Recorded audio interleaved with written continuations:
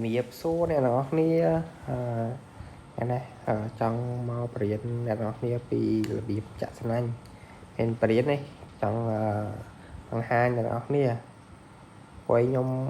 ใช้ชัวខ្លួនឯងនេះបច្ចេកទេសខ្លួនឯងធ្លាប់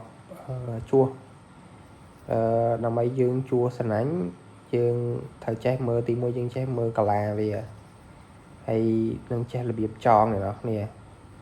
ចងមានច្រើនណាមានច្រើនម៉ូតមានច្រើនម៉ាកហើយលហើយក៏មានច្រើនដែរអញ្ចឹងហើយខ្ញុំនឹងបង្កើតវីដេអូទាក់ទងនឹងការជួសសំណាញ់ហ្នឹងវាទៅតាមកន្លែងលហើយចាអានេះកន្លែងវាអត់តលហើយទេវាគ្រាន់តែវាចិត្តដាច់ចាអញ្ចឹងខ្ញុំចងពីលើវា2ជាន់មកកន្លែងអ្នកនរគ្នានេះប៉ុន្តែពេលដែលចងទៅកន្លែងណាដែលអត់លហើយដែរដើម្បីកុំឲ្យវាលបោតណាហើយពេលដែលចងចប់គឺគួចវាខ្ញុំអត់ឲ្យធូបទេខ្ញុំគួចវាហើយខ្ញុំកាត់អានឹងវាលឿនជាងអ្នកនរគ្នា